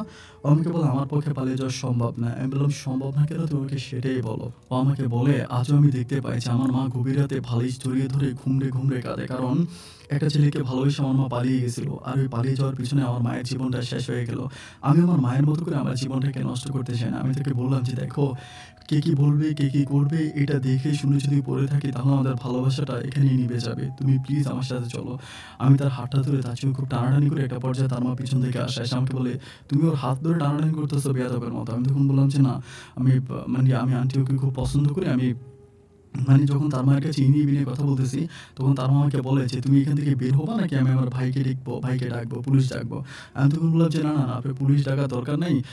আমি আপনাকে একটা কথা বলি, আমি আপনাকে জাস্ট ৩ দিনের সময় দিলাম। এই ৩ দিনের মাঝে আপনি যদি ওর সাথে আমাকে বিয়ে না দেন আপনার ইচ্ছায়, তাহলে আমি 3 দিনের পরে আমি নিজে ট্রেনের নিচে পড়ে ২ টুকরা হয়ে যাবো। কথাটা দিলাম, আমার কথাটা মনে রাখবেন।" এটা বলে আমি তখন ওদের ঘর থেকে সোজা আমার বাড়িতে চলে আসি। বাড়িতে আইসা আমি ঘরে গিয়ে বাবা আমাকে খুব বোঝায়, মা আমাকে খুব বোঝায়। আমি তখন আমার বাবা-মায়ের কোনো কথাই শুনি না। বাবা-মা কে বলছে, কি বলবে, আমি তাদের কোনো কথাই শুনি না। আমি তখন নরমালি আমি যেটা চিন্তা করতেছি আমি সেটার উপরে অটল আছি। এভাবে কাটতে আমার বান্ধবী মুন্নি আছে বা আমার আরো কিছু বন্ধু-বান্ধব আছে, সজীব সহ আরো অনেকেই আছে। তারা আমাকে খুব বোঝায় যে, "দেখ, মেয়েটা তোকে খুব ভালোবাসে, তুই মেয়েটাকে অনেক ভালোবাসিস। কিন্তু বাবা-মায়ের চাপে পড়ে তোদের এই সম্পর্কটাকে তোরা শেষ করে দিস না।" আমার বন্ধু-বান্ধবগুলো আমাকে খুব ভালো করেই বোঝায়। আমি আমার বন্ধুদেরকে বলি যে, "আমি কি করতে পারি বল? আমি তাকে এত ভালোবাসি, আমি তাকে কোনোদিনও কষ্ট দিব না। আমি আমার দেহের অন্তঃস্থল থেকে তাকে ভালোবাসি। এরপরেও ও যদি আমার কাছে আসতে না চায়, আমি কি বা করতে পারি? আমি চেষ্টার তো কোনো ত্রুটি করি না।" আমার বন্ধুরা আমারে বলতেছে যে, "তুই শক্ত করে ধরে রাখ। একটা সময় মেয়েটা চলে আসবে।" এভাবে ২ দিন কেটে যায়। আমি তাকে ৩ দিনের টাইম দিয়েছিলাম। আমি বলেছিলাম যে ৩ দিন পরেই আমি ট্রেনের নিচে কাটা পড়ে মারা যাবো। কিন্তু ২ দিন পরেও ওদের কোনো রেসপন্স নাই। আমার ফোনটা আমার মা আমাকে কল দেয় না, ও আমাকে কল দেয় না। ২ দিন পরে আমি চিন্তা করতেছি আমি তো আর বাঁচতে পারবো না। আমি তো এই পৃথিবী ছেড়ে চলেই যাবো। আমি মরেই যাবো। আমি তখন কান্নাকাটি করতেছি। রেলের রাস্তায় গিয়ে বসে আছি। যেকোনো সময় আমি রেলের নিচে পড়বো। ঠিক সেই মুহূর্তে আমার মোবাইলটা টিং, টিং করে বেজে ওঠে। আমি তখন কলটা রিসিভ করি। রিসিভ করার পর আমি দেখতে পাই যে আমার ভালোবাসার মানুষের কণ্ঠ আমি স্পষ্ট আমার কানে শুনতে পাই। ইমা আমাকে বলতেছে, "তুমি কোথায়?" আমি বললাম যে, "আমি রেল স্টেশনে বসে আছি রেলের নিচে মাথা দেওয়ার জন্য।" ও আমাকে বলে, আমাকে তো এমনিও কম কলঙ্কিত করো নাই। আমাকে অনেক অপমান অপদস্থ করছে। এখন কি রেলের নিচে পড়ে আল্লাহর কাছে আমাকে দোষারোপ করবা? তুমি আমাদের কলেজে আসো।" আমি বললাম যে, "কেন?" বলে, "কথা আছে, কলেজে আসো।" যখন আমাকে এটা বলল, আমি তখন কলেজে যাই। ওদের কলেজে যাওয়ার পরে ওর সাথে আরো কয়েকটা বান্ধবী থাকে। সব বান্ধবীগুলো ওরে বুঝায়। আমাকেও বুঝিয়ে যে বলে যে, "তোমরা পালাইয়া যাও।" ওরে বোঝায়। ও কিন্তু রাজি হয় না। তখনও রাজি না। পরে আমি বললাম যে, "তুমি যদি রাজি না হবা তাহলে তুমি আমাকে এখানে ফোন দিয়ে ডেকে আনছো কেন?" ও আমাকে বলে, "তুমি বলেছিলা যে ৩ দিনের মাথায় তুমি সুইসাইড করে মরে যাবা। তুমি মরে যাবে এটা আমি কখনোই সহ্য করতে পারব না। আমি তোমাকে শুধুমাত্র বাঁচানোর জন্য এখান থেকে ফোন করে নিয়ে আসছি।" আমি বলি যে, "ইমা, আর নাটক কইরো না। আর অভিনয় কইরো না। এবার বন্ধ করো। যদি আমাকে ভালোবেসে থাকো তাহলে আমার হাতটা ধরো, চলো আমরা পালাইয়া যাই। আমরা পৃথিবী থেকে অদূরে কোনো শহরে চলে যাবো। যেখানে আমার বাবা থাকবে না, তোমার মা থাকবে না। ভালোবাসার মাঝে কোনো বাধা বিঘিত। আমি তোমাকে নিয়ে একটা ছোট্ট সুখের ঘর বাঁধবো। আমরা সুখে দুঃখে একজন আরেকজনের সাথে মিশে থাকবো। আমাদেরকেই আল্লাহ ছাড়া পৃথিবীতে কেউ কখনো আলাদা করতে পারবে না। প্লিজ বাবু, তুমি আমার সাথে চলো। আমাকে তুমি এভাবে ফিরাই দিও না।" কথাগুলো বলতে আমি একেবারে কান্নায় ভেঙে পড়ি। তখন ওর বান্ধবীগুলো ওরে খুব বোঝায় যে, "তুই কি পাথর? পাথরের তো মন গলে যাবে। তুই কি পাথর নাকি?" এরকম করে খুব বোঝায়। বোঝার পর ও তখন বলে যে, "ঠিক আছে, তাহলে কালকে আইসো। কালকে সকালবেলা আমি বাসা থেকে যতটুকু পারি আমার জিনিসপত্র, কাপড়-চোপড় কিছু নিয়ে আসবো।" আমি বললাম যে, "কালকে পর্যন্ত ওয়েট করার দরকার নাই। তুমি বাসা থেকে আজকে গেলে কালকে বের হইতে পারবে কিনা তার কোনো সন্দেহ নাই। তার কোনো ঠিক নাই। প্লিজ তোমার কাপড়-চোপড় কিছু লাগবে না। আমি তোমাকে কাপড়-চোপড় কিনে দিব। যেভাবে আছে এভাবেই তুমি আমার সাথে চলো।" তোর বান্ধবীরা বলতেছে, "খারাপ বলে নাই?" এরপর ওর একটা বান্ধবী আছে, ও বলে যে, "দেখ, আমার বাসা তো কাছে আছে। আমি ওখান থেকে তোর কিছু কাপড়-চোপড় এনে দিই।" পরে ওর একটা বান্ধবী ওর বডির সাথে বডি মিলে ওই মেয়েটাকে, ওই মেয়ের প্রায় ৩-৪ সেট কাপড়-চোপড় এনে ওকে দিল। এবং আরো কিছু বান্ধবী আছে, তাদের কাছে ১,০০০, ২,০০০, ৩,০০০ করে যার কাছে যা টাকা আছে সব টাকা তাকে দিল। আমার কাছে আমি কি বলবো আমি ঠিক জানি না। আমার কাছে তখন নিজেকে একেবারে সিনেমার নায়ক মনে হলো। তখন আমি তার হাতটা ধরে তার বান্ধবীদের টাকা-পয়সাগুলো নিয়ে তাকে নিয়ে আমি তখন সুদূর বালুচড়া থেকে চলে আসি আমাদের শহরে চট্টগ্রামে। চট্টগ্রামের ভিতরে ঢুকে যাই। ঢুকে যাওয়ার পরে আমি তখন আমাদের এখানে হাঁটা ইয়েতে মানে ইয়েতে ওই যে সিটি কলেজের ওইদিকে আমি তাকে নিয়ে বসার পর আমি চিন্তা করতেছি যে আমি এখন কি করব? কোন দিকে যাব? মানে কোনো কিছুই বুঝতে পারতেছিলাম না। পরে আমার আরেকটা বন্ধু আছে, ওদের আবার বাড়ি আছে। মানে মানে টিন সেট বাড়ি আছে, বস্তির মতোই টিন সেট বাড়ি আছে। ওরে ফোন দিয়ে আমি বললাম যে, "একটা বাসা দে, আমরা আপাতত দুজন মিলে থাকি।" এরপর আমার বাসা দেয়। বাসা দেওয়ার পর আমি ওখানে গিয়ে হচ্ছে ইমাকে নিয়ে উঠি। উঠানোর পরে আমরা ওইখানে আছি, মোটামুটি ভালোই আছি। কিছু টাকা-পয়সা থাকে, ওগুলো দিয়ে বাজার-সাজার করি। বন্ধু অনেক হেল্প-টেল্প করে, কিন্তু বিয়ে করি না। এভাবে কাটতে পরে একদিন কেটে যায়। ইমা কিন্তু আর তার মায়ের সাথেও কোনো কথা বলে না। আমি আমার পরিবারের সাথে কোনো কথা বলি না। মানে ওর মোবাইলে বন্ধ, আমার মোবাইলে বন্ধ। আমার মোবাইলের সুইচগুলো বন্ধ করে আমরা রেখে দিয়েছি। ২ দিন পর ও আমাকে বলতেছে, এই ২ দিনের মাঝে কিন্তু তার সাথে আমার স্বামী-স্ত্রীর সম্পর্ক হয়ে গেছে। শারীরিক সম্পর্ক যেটাকে বলে। তো এরপরে সে আমাকে বলতেছে যে, "তুমি আমাকে বিয়ে করবা না? আমি এভাবেই থাকবো?" মানে খুবই কষ্ট নিয়ে আমাকে এই কথাটা বলে। ও যখন আমাকে এই কথাটা বলে, আমি তখন বলতেছি, "তুমি এটা কেমন কথা বলতেছো? আমি তোমাকে বিয়ে করব না মানে? আমি অবশ্যই তোমাকে বিয়ে করব। আমি তোমাকে বিয়ে করব না তো কাকে বিয়ে করব? বিয়ে করব বলেই তো পৃথিবী থেকে তোমাকে এত দূরে নিয়ে আসছো।" আমাকে বলে, "এটা পৃথিবী থেকে দূরে হলো? এটা তো চট্টগ্রাম শহরের মধ্যেই আমরা আছি।" যাই হোক, এরপর আমি তারে বললাম যে, "তুমি যত কথাই বলো, আর কোনো কথাই আমি শুনবো না। চলো আমরা এখনই বিয়ে করব।" এটা বলে আমি তখনই তার হাত ধরে বের হই, কিন্তু পকেটে তেমন কোনো টাকা নাই। তো আমার যে বন্ধু আছে, যাদের বাসায় আমি থাকতেছি, ওর কাছ থেকে কিছু টাকা-পয়সা নেই। ওর কাছ থেকে কয়েকটা টাকা নিয়ে এরপরে সরাসরি কাজী অফিসে গিয়ে ৳৩,০০,০০০ কাবিনে আমি আর ইমা বিবাহ বন্ধনে আবদ্ধ হই। বিবাহ বন্ধনে আবদ্ধ হয়ে কিছু বন্ধু-বান্ধব থাকে, তারা সাক্ষী থাকে। এরপর ওখানেই থাকতেছি। আমি আমার বাবা-মা কারো সাথে যোগাযোগ করি না। ইমাও কারো সাথে যোগাযোগ করে না। এভাবে প্রায় ১৫ দিনের মতো আমরা আমাদের ওই বন্ধুর বাসায় থাকি। আমাদের তেমন কোনো অভাব-অনটন নেই, কারণ ঘর ভাড়া লাগতেছে না। টুকিটাকি যা টাকা-পয়সা লাগতেছে, এগুলো বন্ধু-টন্ধু আছে, আমার কিছু বন্ধু আছে, ওর কিছু বান্ধবী আছে, তারাই দিচ্ছে, ওগুলো দিয়ে থাকতেছে। ১৫ দিন পরে ইমা আমাকে বলতেছে, "আচ্ছা, তোমার বাবাকে না হয় আমার মাকে একটু কল দিয়ে আমার মায়ের সাথে একটু কথা বলি।" মানে ও খুব রিকোয়েস্ট করেছে ওর মার সাথে একটু কথা বলবে। আমি তখন বলি, "আচ্ছা ঠিক আছে, ফাইন, বলো।" এরপরে সে তার মাকে কল দেয়। তার মাকে কল দিলে তখন তার মা হাউ-মাউ করে কেঁদে ওঠে। প্রচণ্ড রকমের কান্নাকাটি করে। আমাকে বলে, "মারে, আমি তোকে কোলে-পিঠে করে মানুষ করেছি। তোর মামাদের কাছ থেকে তোকে সবসময় আলাদা করে রাখছি। কখনো তুই কষ্ট পাবি এমন কোনো কাজ আমি ভুলেও করি নাই। আমি একটা মুহূর্তের জন্যই তোকে আলাদা করি নাই। তোর বাবাকে হারিয়ে আমি তোকে বুকে জড়িয়ে ধরে বেঁচে আছি। আমি কি করে তোকে ছাড়া বাঁচবো মা? তুই চলে আয়।" ওকে খুবভাবে বুঝিয়ে তখন ওর মাকে কান্নাকাটি করে বলে, "মা, আমি কালকের মধ্যেই তোমার বুকে ফিরে আসবো।" এটা বলে আমি তখন বললাম যে, "তুমি কি বলো? কালকে চলে যাবো মানে?" ও বলে, "হ্যাঁ, চলো, তুমিও চলো।" আমি বললাম, "জানি না, গেলে যদি তোমার আম্মা আমাদেরকে আলাদা করে দেয়?" ও বলে, "আমাদের তো বিয়ে হয়ে গেছে, আমাদের কাবিন আছে, আলাদা করবে কেন? তুমি চলো।" আমি বললাম যে, "এভাবে যাওয়াটা ঠিক হবে না।" ও বলল, "আমি তোমাকে যাইতে বলছি, তুমি আমার সাথে চলো।" এর পরের দিনে শুধুমাত্র ইমার ইচ্ছায়, ইমার কথায়, ইমার খুশিতে আমি তখন ইমাদের বাসায় যাই। বাসায় যাওয়ার পর ইমার মা ঘরে ঢুকায়। ঢুকানোর পরে ১ম ইমার মা আমাকে মারার জন্য আসে। মানে ওরকম একটা শাবল টাইপের থাকে, খন্তার মতো উঠে নিয়ে ওকে মারার জন্য আসে। পরে ইমা ধইরা বলতেছে, "মা, যদি ওকে মারতে হয় তুমি আমারে আগে মারো, ওরে মাইরো না। কারণ ওর তো কোনো দোষ নাই। আমি তো ওর সাথে পালাইয়া গেছি না? ও কি অন্যায় করছে? যদি মারতে হয় তুমি আমারেই মারো।" এটা বলে মা আর মেয়ের মাঝে তুমুল ঝগড়া হয়। ঝগড়ার সবশেষ ইমার মা আমাকে বলে যে, "ঠিক আছে, বিয়ে করেছো, সবকিছু আমি মেনে নিলাম, কিন্তু আমার মেয়েকে নিয়ে তুমি আমার বাসায় থাকতে হবে। কখনো তুমি তোমার বাসায় যেতে পারবা না, তোমার আব্বা-আম্মার কাছেও যেতে পারবা না।" এটা আমাকে বলে। আমি তখন বললাম যে, "ঠিক আছে, আমি আর যাব না।" এভাবে আমি ওদের বাসায় থাকতেছি, কিন্তু আমার মোবাইলটা তখনও বন্ধ। মোবাইলটা তখনও বন্ধ। প্রায় ১ মাস পরে তখন ইমার মা নিজে আমাকে বলতেছে যে, "মানুষ তো বিভিন্ন বাজে কথা বলে। এভাবে মানে তোমরা থাকতেছো, তুমি একটা কাজ করো, তোমার আব্বার সাথে কথা বলো। দেখো না তোমার আব্বার মন গলে কিনা, তুমি যেতে পারো কিনা।" এটা ইমার মা আমাকে বলে। তো বলার পর আমি বলি যে, "আন্টি, আমি তো আগেই বলছিলাম যে আমার বাবার সাথে আমি কথা বলি। আপনিই তো বললেন যে না, বলতে হবে না।" ঠিক আছে, আমি আমার বাবাকে ফোন দেই। এরপরে বাবাকে আমি ফোন করি। বাবাকে ফোন করার পরে আমি বাবার কাছে কান্নাকাটি করে বলি যে, "বাবা, এই ঘটনা। আমি এখন ইমাদের বাসায় আছি, ঘরে আছি। তুমি বাবা আমাকে মেনে নাও।" খুব কান্নাকাটি করে আমার বাবা আমাকে ডাইরেক্ট বলে, "আমার এই দুনিয়াতে ২ টা ছেলে, ১ টা মেয়ে। আমার ৩ টা ছেলে না। আমি তোকে ত্যায্য করে দিয়েছি, এবং রিসেন্ট হচ্ছে আমি তোর কাছে হচ্ছে পেপারস পাঠায় দিব। আমি তোকে ত্যায্য করে দিলাম, তুই আমার কোনো সন্তান না। আর আমার ভারী কথা থাক দূরের কথা, তুই আমাকে কোনোদিন বাবা বলেও ডাকবি না। আমি তোর মুখ থেকে ওই বাবা ডাকটা আর কখনোই শুনতে চাই না। তুই আমার জীবন থেকে চলে যা। তুই নামের আমার কোনো সন্তান নেই।" আমি তখন আমার বাবাকে বলেছি, "বাবা, তুমি কি করে পাথরের মতো এই কথাগুলো বলতেছো? আমি তোমাকে এত ভালোবাসি। আমি তোমার সন্তান, তোমার উরুতে আমার জন্ম হয়েছে। তুমি এরকম কঠিন কথা বলতে পারো না বাবা।" আমার বাবা আমাকে বলে, "আজকের পর থেকে তুই আর কোনোদিন আমাকে কল দিবি না। যদি কল দেস, তবে পরিস্থিতি খুবই ভয়ানক হয়ে যাবে।" এইটা বলে বাবা আমার সাথে ধমকাধমকি করে একটা সময় বাবা লাইনটা কেটে দেয়। লাইনটা কেটে দেওয়ার পর আমি যখন পুনরায় ট্রাই করি, ১ বার, ২ বার, ৩ বার, ৪ বার কলটা ঢুকে, এবং ৫ম বারের সময় বাবা তার মোবাইল ফোনটা বন্ধ করে দেয়। আমি তখন ওর মাকে বলি যে, দেখেন এই ঘটনা, আমার বাবা তো এরকম করছে।" পরে উনি খুব রেগে যায়। মানে ইমার মা অনেক রেগে গিয়ে বলে যে, "ঠিক আছে, তোমার আব্বার নাম্বারটা দাও। আমি তোমার আব্বার সাথে কথা বলব।" পরে আমি আমার আব্বার নাম্বারটা ওনাকে দিই। দেওয়ার পর উনি আর কি কথা বলে আমি জানি না। এভাবে প্রায় ২ মাসের মতো কেটে যায়। ২ মাস আমি ইমাদের বাসায় থাকতেছি। তো ২ মাস পরে আমি চিন্তা করতেছিলাম যে আমাকে এভাবে যদি রাখে তাহলে আমি তো শ্বশুরবাড়িতে ঘর জামাই। সবাই আমাকে বিভিন্ন বাজে কথা বলে। তখন আমি এদিক সেদিক কাজের সন্ধান খুঁজতে থাকি। মানে মোটামুটি যেখানে সেখানে পারি কাজ-টাজ করার জন্য ট্রাই করি। এভাবে কাটতে, কাটতে আমি একটা মানে চট্টগ্রাম শহরের ভিতরে একটা চাইনিজ রেস্টুরেন্টে চাকরি পাই। আমি আসলে বলে বুঝাইতে পারব কিনা জানি না। আমি যে ছেলে কখনো খাবার প্লেট ধুয়ে আমি খাবার খাই না, আমি সেই ছেলে চাইনিজ রেস্টুরেন্টে যখন অন্য লোকরা খেয়ে যেত তাদের বাটিগুলা মানে খাবারের বাটিগুলো আমি পরিষ্কার করতাম। আমি টেবিল পরিষ্কার করতাম। আমি ফ্লোর পরিষ্কার করতাম। আমি লাইট পরিষ্কার করতাম। আমি সারা রাতভর তরকারি কাটতাম। আমি এত পরিমাণ পরিশ্রম করেছি হোটেলে যেটা আমি বলে বোঝাতে পারব না। এত পরিশ্রম করেছি। মোবাইলের ডিসপ্লের মাঝে ইমার ছবিটা রেখেছি। যখনই মন চাই ইমার মুখটার দিকে তাকাই, ইমার মুখটার দিকে তাকাই আর কাজ করি। এভাবে কাজ করতে, করতে প্রায় ১ সপ্তাহ পর একদিন ইমা আমাকে হঠাৎ করে ফোন দিয়া বলে যে, "তোমার দুশ্চরিত্রা বাবা ধরা খাইছে।" আমি বললাম যে, "কি? বাবা ধরা খাইছে মানে?" বলে, "হ্যাঁ, তোমার বাবা ধরা খাইছে। এখন আসো তোমার বাবার চরিত্র দেখে যাও।" আমি বললাম যে, "কি বলো?" আমাকে বলে, "তোমাকে Facebook এর একটা লিঙ্ক দিচ্ছি, এটা একটু ঢুকো।" পরে আমি Facebook এর একটা মানে লিঙ্ক পাঠাই। পাঠানোর পরে আমি Facebook এ ঢুকি। ওই লিঙ্কে ঢোকার পর আমি দেখতে পাই যে মানে ভিডিওতে আমার বাবার মাথা কামাচ্ছে।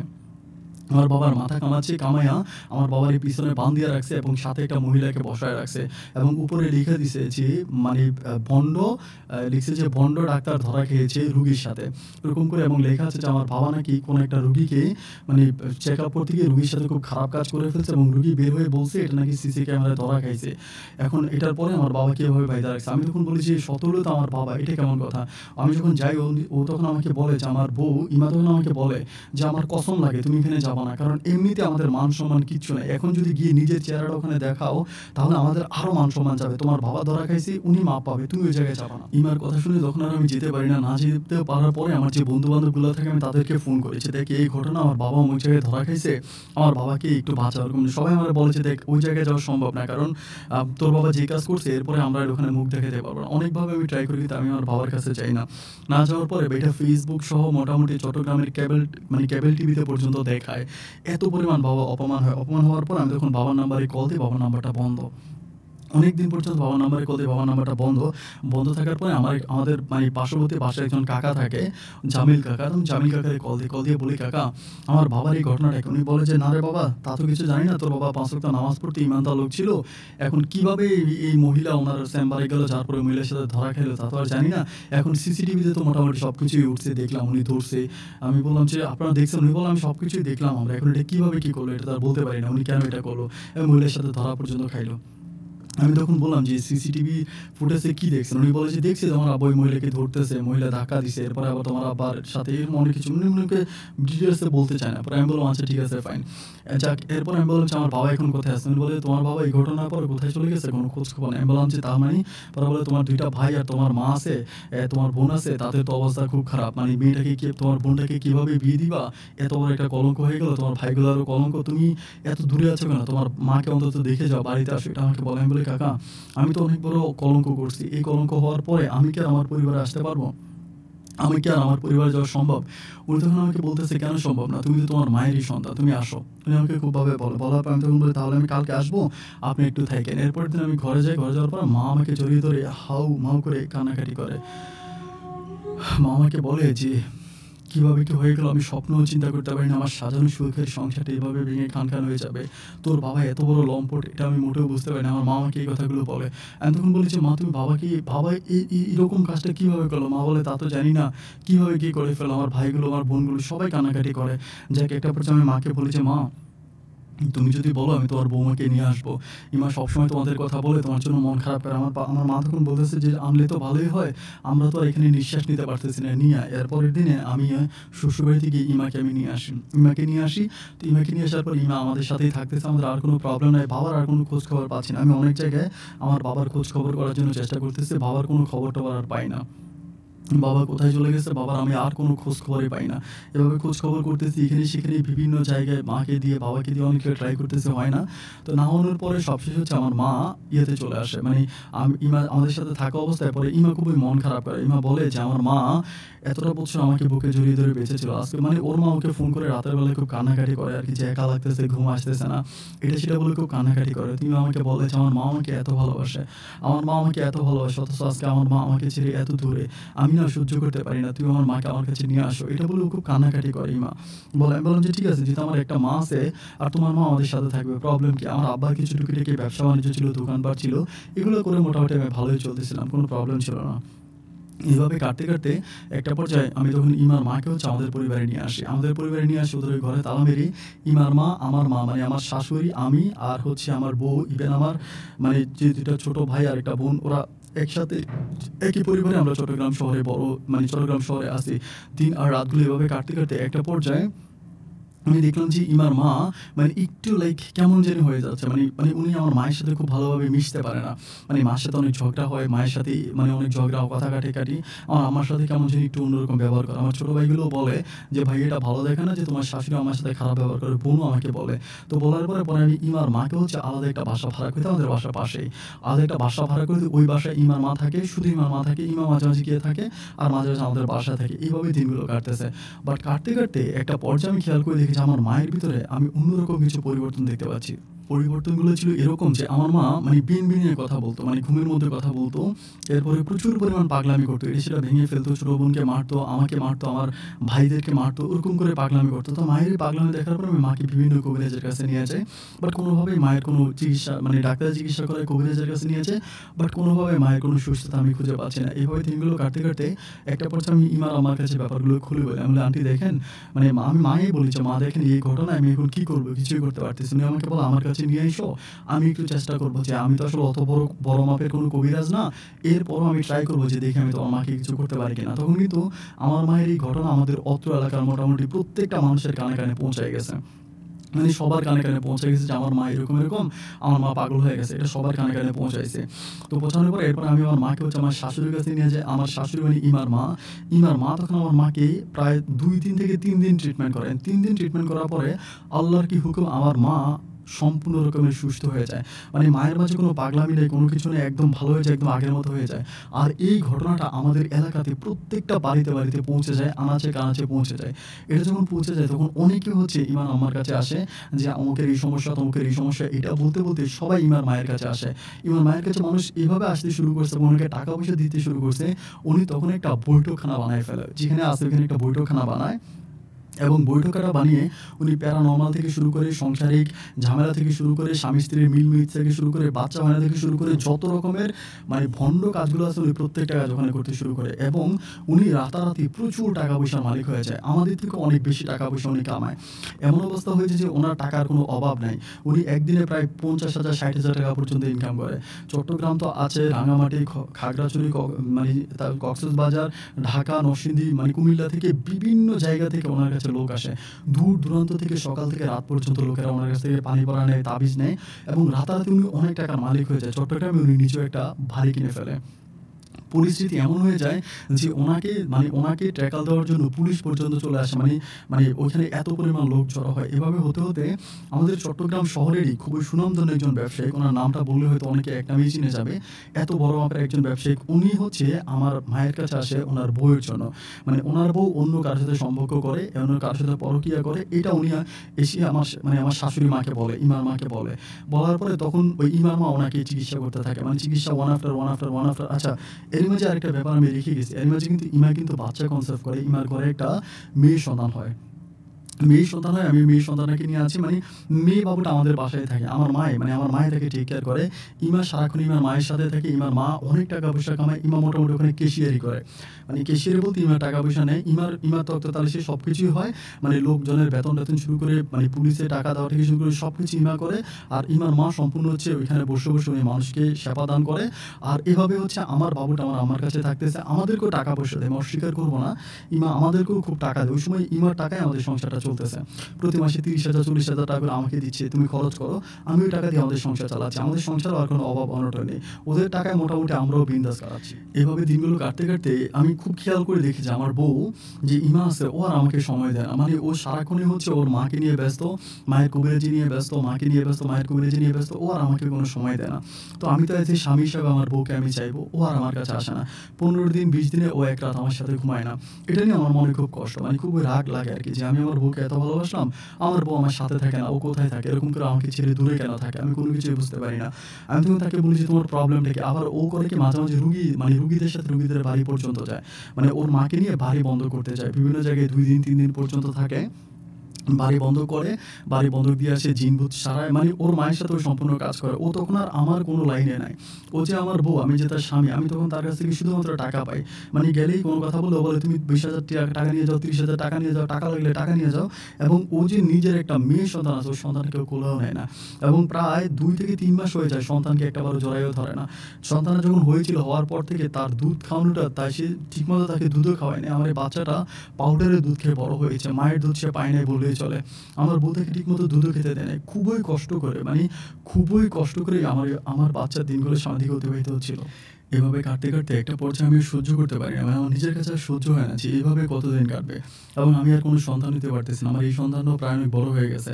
এরপর আমি এই ব্যাপারগুলো ইমার আম্মার কাছে, মানে আমার শাশুড়িকে বলেছি, দেখেন মা, এই ঘটনা, ও তো আপনার সাথেই আছে, আপনি চাইলে অন্য একটা লোক আপনার সাথে রাখতে পারেন, মানে অন্য একটা লোক আপনার সাথে রেখে আপনি এই কাজগুলো করাইতে পারেন। আপনি ওকে কেন আপনার সাথে রাখতেছেন? আপনি ওকে দেন, ও আমার বউ। আমি তো টাকা পয়সার জন্য ওকে বিয়ে করি নাই, টাকা পয়সার জন্য তো আমার বাবার টাকা পয়সাও কম ছিল না। আমি তো ওকে বিয়ে করছি ওর সাথে থাকার জন্য, সংসার করার জন্য। কিন্তু ও যদি এখন এরকম করে, তাহলে কেমন করে হবে? তখন ইমার মা আমাকে বলতেছে যে, "যদি ভালো না লাগে তাহলে ছেড়ে দাও।" আমি তখন বললাম যে, "মা, এটা কেমন কথা বলতেছেন? ছেড়ে দিব মানে?" উনি বললেন, "হ্যাঁ, তোমার বউ যদি তোমার ভালো না লাগে তাহলে তুমি তার সাথে কেন থাকবা?" আমি বলি যে, "আমার ভালো লাগা মন্দ লাগার তো ব্যাপার না।" উনি আমাকে বলে যে, "তুমি আমার মেয়ের নামে বিচার দিতে আসছো?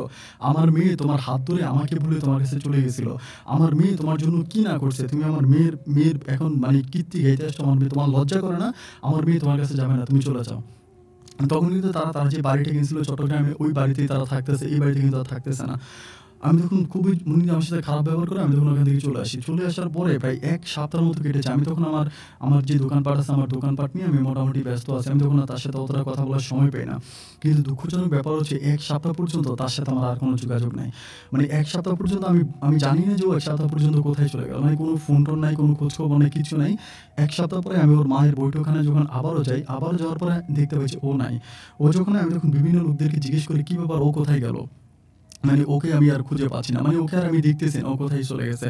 দেন আমি ওর মাকে জিজ্ঞেস করি যে, মানে ও কোথায়? বলে আছে ও গ্রামে গেছে। এটা বলে যে বালুচরাতে গেছে। পরে বালুচরার কথা বলে আমি তখন বালুচরাতে ওদের বাড়িতে যাই। ওদের বাড়িতে যাওয়ার পরে জানতে পারি যে ও নাকি ওখানে ১ বৎসরও আসে নাই। মানে ১ বৎসর ওদের গ্রামে যায় নাই। পরে আমি ওখান থেকে আবারও ফিরে এসে ওর মাকে জিজ্ঞেস করি যে, "আন্টি, এই মা, এখন কোথায় গেছে? ইমা কোথায় গেছে? আপনি কি আমাকে বলবেন নাকি বলবেন না?" উনি বলে যে, "ইমা যেখানে গেছে, ইমা ভালো আছে, ইমা চলে আসবে। ইমা একটা মানে তকদিরের কাজে গেছে।" এটা বলে আমাকে। মানে কি সিল্লা না কি বলে হচ্ছে ওদের, কোন সিল্লা করতে গেছে, এটা আমাকে বলে। আমি যখন আর কোনো কিছু বলি না, আমি তখন চলে আসি। চলে আসার পরে আমি এভাবে সময়গুলো কাটাইতেছি। কাটানোর কিছুদিন পরেই একটা আইডিতে, মানে একটা Facebook আইডিতে আমার আরেকটা বন্ধু আমাকে বলে যে, "ইরে বন্ধু, ভাবির ছবি দেখলাম মানে অনেকগুলো ছেলের সাথে একটা Facebook আইডিতে।" এটা আমাকে বলে। আমি বললাম যে, "অনেকগুলো ছেলের সাথে?" বলে, "হ্যাঁ, অনেকগুলো ছেলের সাথে।" পরে আমি বললাম যে, "তুই ছবিটা পাঠা, আমাকে ছবিটা পাঠা।" যখন আমি দেখলাম যে হ্যাঁ, ও আছে, ওর সাথে আরও পিছনে ২-৩ টা ছেলে আছে, এবং ছবিটা কক্সবাজারে উঠানো। আমি দেখলাম যে ঠিক আছে, তুই আমাকে, আমি বন্ধুরে বলি যে আমাকে লিঙ্কটা পাঠা, মানে আইডির লিঙ্কটা পাঠা। ওই আইডিতে ঢুকতে পাওয়ার পর আমি যেটা দেখতে পাই যে এটা ওরই একটা Facebook আইডি, এবং ও প্রতিদিন, মানে এই প্রায় ৩-৪ দিন ধরে ও প্রচুর পরিমাণ ছবি ফেসবুকে আপলোড দিচ্ছে কক্সবাজার থেকে, এবং হ্যাপি লাইফ বলে অনেক রকমের পোস্ট ওখানে আছে। যখন আছে তখন আমি ওইটাতে আর কমেন্ট না করে আমি কি করি, ওই আইডিটা নিয়ে আমি তার মায়ের কাছে যাই। তার মায়ের কাছে যাওয়ার পর আমি বলি যে, "আপনি বলেছিলেন আপনার মেয়ে চিল্লা করতে গেছে ইসলামী কাজে, ধর্মের কাজে। অথচ আপনার মেয়ে কক্সবাজার আছে, এই দেখেন বিভিন্ন ছেলের সাথে ছবি উঠাও আপলোড দিতেছে। এটা আমি কি?" উনি তখন আমাকে বলে যে, "আমার মেয়ে তার লাইফে কি করবে না করবে এটা কি তোমার কাছ থেকে ডিসিশন নিয়ে করবে? তোমার কাছ থেকে সিদ্ধান্ত নিয়ে করবে? তুমি, আমার মেয়ে তো তোমার কাছে বিয়ে দিয়েছি, সে তোমার কাছে বন্দী হয়ে যায় নাই। সে কি তোমার কাছে বন্দী নাকি? সে যা খুশি তাই করবে। তুমি তাকে এভাবে বাধা দিতে পারো না।" আমি তখন বলি, কথা বলার সময় সংযত ভাষায় কথা বলেন। আপনি বলে যাবেন না যে আমি কে? উনি আমাকে বলে যে, "তুই আমাকে ধমকি দিচ্ছিস মানে?" একটা পর্যায়ে ওনার সাথে আমার হাতাহাতি লেগে যায়। হাতাহাতি লাগার পর যখন পুলিশ ফোন দেয়, ২ মিনিটের মাঝে পুলিশ চলে আসে। আইসা আমাকে হ্যান্ডকাপ করে আমাকে থানাতে নিয়ে যায়। থানাতে নিয়ে যাওয়ার পরে আমার মা আমাকে বের করে নিয়ে আসে। বের করে আনার পরে আমি তখন বললাম যে, বের করে যখন আনে, আমি তখন আর ওই বাড়িতে যাচ্ছি না প্রায় ১.৫ মাসের মতো হয়ে যায়। আমি তাদের সাথে আর কোনো যোগাযোগ করি না। ১.৫ মাস পরে হঠাৎ করে আমার বাসায় এখানে একটা উকিল নোটিশ আসে, যেখানে লেখা আছে যে আমার বউ ইমা আমাকে ডিভোর্স করেছে।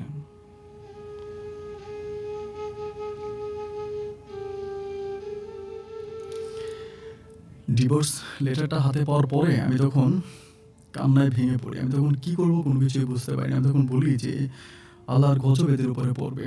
আল্লাহর গজব এদের উপরে পড়বে।" আমি তখন নিজের মনটাকে সান্ত্বনা দিই যে, যার কেউ নাই তার আল্লাহ আছে। আমি তখন কাঁদতে থাকি এবং কিছুদিন পরে সবচেয়ে বেশি দুঃখজনক যে ব্যাপারটা আমি বলেছিলাম যে, একজন ব্যবসায়িক আসছিল চট্টগ্রামের। অনেক বড় একজন ব্যবসায়িক আসছিল। ওই ব্যবসায়িকের বউ অন্য ছেলেদের সাথে পরকীয়া করত। ওর মায়ের কাছে আসছিল তাবিজের জন্য। তাবিজের জন্য যে ব্যবসায়িক আসছিল ওই শিল্পপতির কাছে সবশেষ মানে মধ্যবয়স্ক হচ্ছে আমার চেয়েও আমার বাবার বয়সী ওই শিল্পপতি। ওই শিল্পপতির কাছে আমার বউমা বিয়ে বসে। বিয়ে বসে এবং আমি যদি বলি যে অমুকের কাছে আমার বউ বিয়ে বসেছে, আমি তার নামটা আপনাকে মানে বললে হয়তো মানে বিশ্বাস করবেন না। এমন অবস্থা যে এমন একটা মানুষকে সে বিয়ে করছে। এমন একটা মধ্যবয়স্ক মানুষকে সে বিয়ে করছে, বিয়ে করে সে চলে গেছে। তার মা আজকে মোটামুটি এখন আর কবিরাজি খুব একটা করে না। মানে এখন প্রায় ছেড়েই দিছে। এখন বিভিন্ন জায়গায় ওনার যে সঙ্গী সাথীরা আছে এরা কবিরাজি করে। ওনাকে প্রতি মাসে, মাসে ওনার সাইনবোর্ডের নিচে ব্যবসা করে ওনাকে মাঝে, মাঝে টাকা দেয়। ওনাকে টাকা দেয় বাট উনি এখন আর মানে সরেজমিনে এগুলো করে না। উনি বিভিন্ন লোক দিয়ে এখন এগুলা করায় এবং মেয়ের জামাইয়ের টাকায় আজকে উনি অনেক হ্যাপি আছে। উনার নিজের গাড়ি আছে, বাড়ি আছে। উনি এখন অনেক হ্যাপি। উনাদের আর কোনো অভাব নাই। আমার দুঃখ হচ্ছে আপন ভাই, আমার আমার ছোট্ট বাবুটার নাম রেখেছিলাম জান্নাতুল ইসলাম ঐশী। আমার ঐশী আমাকে বারবার জিজ্ঞেস করে যে, "আব্বু মা কোথায়? মা কেমন আছে?"